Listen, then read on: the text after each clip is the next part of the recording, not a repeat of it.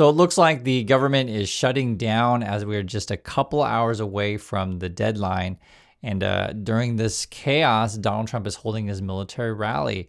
That's sort of today's video. These are the headlines. Trump administration live updates. Senate fails to pass spending bill. Shutdown hours away. And I'll just say this. I think it could get really ugly for a lot of reasons, as we'll get into as we go through this stuff. But I just think it's unavoidable. That's what it sounds like. It is, again, there's no deal. Government shutdown set to begin overnight as Congress hits impasse. There's going to be some services that are open for the government, some that are closed, some that are partially open. If you depend on a particular application or processing paperwork in the government at the moment, you could experience serious delays, and that'll affect a lot of people. Obviously, there's a lot of people who work in the government who are going to be affected, being told to not come into the office or told to come in but not get paid. I think there's going to be a lot of chaos. And then again, Trump's doing his military thing today. Government shutdown would furlough about 750,000 federal workers. And one of the big ones that we've been talking about before is Trump wants to actually fire a lot of people permanently. So this is where it could get really ugly, to where people don't know their work situation, right? You remember the whole Elon Musk stuff. They're told people to basically go home, and then you get missed messages where your boss would also maybe get fired. So then you don't know, am I hired, whatever. And then you'll hear some of the news. Oh no, the judge just struck it down. This is sort of where we're at. It's just chaos. And we're not even a year into Trump's second term. So this is a list of the different government agencies. And you can see the total employees is the first number. After that is a plan on furloughs, right? So no money for you. It says, if the government shuts down on Wednesday, hundreds of thousands of workers will be sent home without pay, disrupting a wide range of federal programs. So it's quite a lot. Despite the imminent deadline, not all agencies have released contingency plans for how they would operate. So we don't actually know exactly who's going home without pay and who's not. Or some people theoretically are forced to go to work with pay because they'll be deemed essential workers. And like I said before, Trump basically wants to can as many people as he can. The ones that are going to be heavily affected, so this would be like the percentage of workers in that department. It's by ranking. So EPA, right, the Environmental Protection Agency, will be affected heavily. Department of Education, Commerce, Labor, State, even the Defense Department, Health and Human Services, Small Business Association, and then this would be the ones who have less impacts, I think, because they're deemed more essential, but still, you're still talking about thousands of employees. I can see it in the numbers. Transportation, Social Security, the Justice Department, Office of Personnel Management, Homeland Security, Veterans Affairs. It's just chaos out there. I don't know what else to say. It's frustrating to go through this stuff, because then when you check in with what Trump's up to, this is what he says. Trump says a lot of good could come from the government shutdown, right? It's like he doesn't care about anyone. And from Trump's point of view, he's like, oh, well, now's the time I can run my scams while all of the cops are away, effectively. So he was given this speech with the military. We've been talking about this building up to this thing. Him and Hegseth came out. I think Hegseth spoke for like 60, 70 minutes or something like that. Trump was like well over an hour. If you want to watch the whole thing, you can. I listened into a little bit of it. I'll just say it's kind of what you think it was going to be. It's like Hegseth's going to talk about warrior ethos. Trump's going to talk about the enemy within and how we need to attack our own country, basically, right? So Trump tells a room full of silent generals to join a war from within. That was Trump's message. He also got this. Trump tells generals to the military will be used to fight enemy within. Again, are we sicking the military on our own people? That's just what it sounds like to me. And you have the subtitle, President says some cities, U.S. cities that is, he considers dangerous, should become training grounds for American troops. Let me read a description of it for you guys. The President Trump hailed the use of military force to police American cities, telling generals and admirals during a Tuesday address it was important to quell the, quote, enemy within. And this is from Trump. He says, San Francisco, Chicago, New York, LA, they're very unsafe places, and we're going to straighten them out one by one. And that's what he's telling his, not his, but he's telling the military leadership. This is going to be a major part for some of the people in this room. That's a war too. It's a war from within.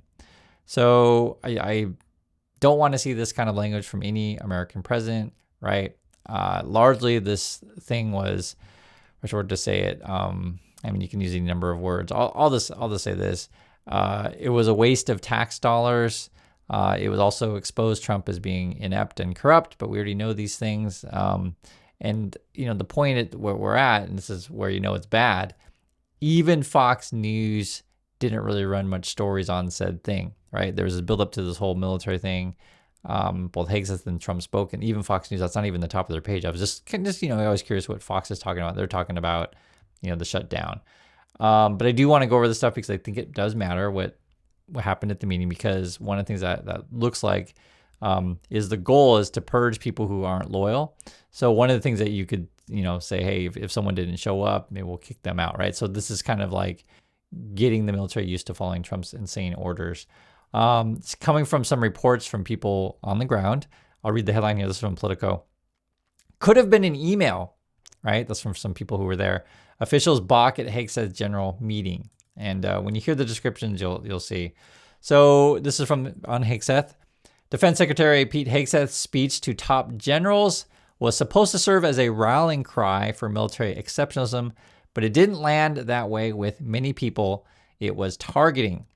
Numerous defense officials who watched senior brass scramble to Washington and then sit through a partisan speech. So just think about this.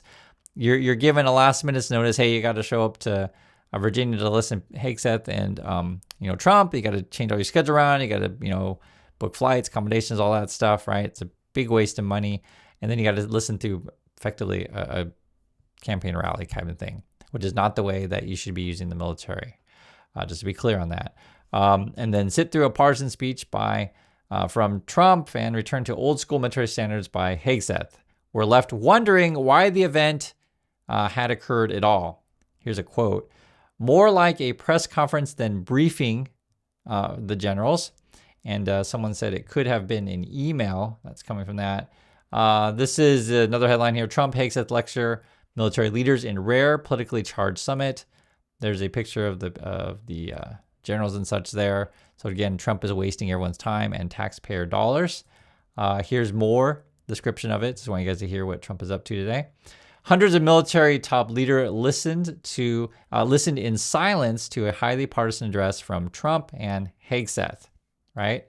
Each harshly criticizing their predecessors, meaning that Trump and Hegseth will just say how bad Biden is, blah, blah, blah. Seriously, it always is that kind of stuff. And then this is like, obviously a complete waste of time for people. And this is sort of why people were talking out against it, right? The 90-minute event, which featured military officials who swore an oath to the Constitution attending something more akin to a campaign rally, had the feeling of a Hollywood production. You remember, Trump is all interested in the TV show. That's what he's doing. He doesn't care about helping regular people. He just wants to be on stage in front of the camera on a TV show, and then he wants to put people in his cabinet that are on Fox News that like to be on TV. That's essentially what it ends up being. It's not about doing the job to help American people. It's about being on TV and giving one-line insults to your opponents. No, seriously, it's just when I ever describe this stuff, like I always to say seriously, because it just sounds so stupid. Like the whole thing is stupid, and I can complain about the stupidity of it, but I also want to bring in the reality of it. Is that by wasting tax dollars on this kind of stuff, you're diverting money to areas that really could have helped people, and that's where it's just sick. And then you bring the military to say we're gonna go after the enemy within kind of stuff, right? Basically sick the military on our own people and try to get people fighting in the USA, right? That's what Trump is doing. Is just trying to divide everyone. And then while he does that, he tries to do his crypto crimes, financial crimes, deregulate everything so he can money launder however he wants.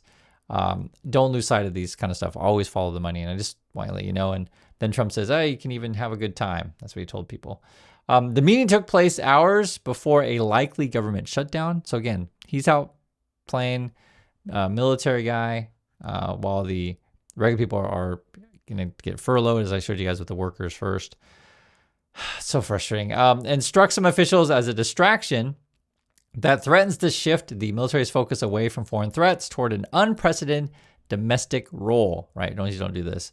Not quite a loyalty, is a quote, not quite a loyalty test, but on the spectrum of loyalty to all ideology, A total waste of money. So those quotes from people who were part of this, right? Total waste of money. Here's more. Quote, it's a waste of time for a lot of people who emphatically had better things they could and should be doing, right? Because remember, people had to come from all over the world to go to this stupid thing. It is also an inexcusable strategic risk to concentrate so many leaders in the operational chain of command in the same publicly known time and place to convene an inane message of little merit. This is kind of interesting. It says some officials spent their time doing back of the envelope math on ChatGPT trying to figure out how much the spectacle costs, right? How much money did Trump waste in this? So people are like messing around trying to figure that out. Others across bases chose to avoid watching entirely. Quote, at this point, I am averting my eyes. That's the third person said. And there was an interesting point brought up. This was an article about back in 1990. There was, in the 90s, there was a scandal, the tailhook thing. I was in high school at this point, so I kind of remember it. So I lived through it, but just, for those of you who lived through this stuff, you'll may remember it better than myself.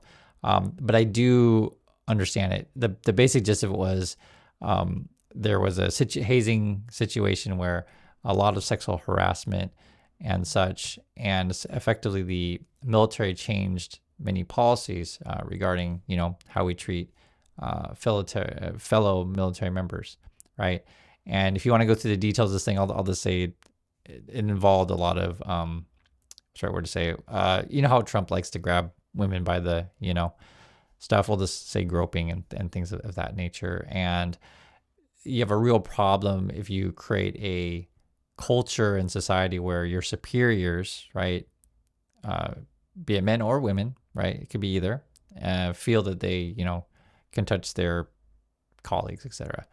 And, there's appropriate things and inappropriate stuff, right? So I just when and this is just one example, but when I listen to a little bit of Hegseth and Trump, it's just the best way to describe it is these are sort of those dudes, high school bully kind of stuff that like to do whatever bully things to people and, make jokes. And to the bully, I guess it's funny.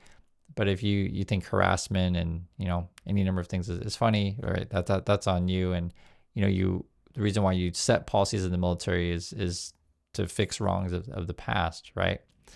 Regarding the shutdown, which I think is going to happen, the Republicans are probably going to get the blame for this one. Now, both parties will get blamed depending on, what side of the aisle that you're on. But there was a poll recently asking, who's going to get blamed. And I'll just show you the data here. It says, if there is a government shutdown at some point this year, which party do you think would be more to blame?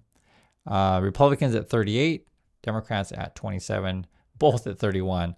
So you have Trump, who's off doing his military, political rallies, which he shouldn't be doing, and then telling the military to basically go after Americans and such, go after the enemy within.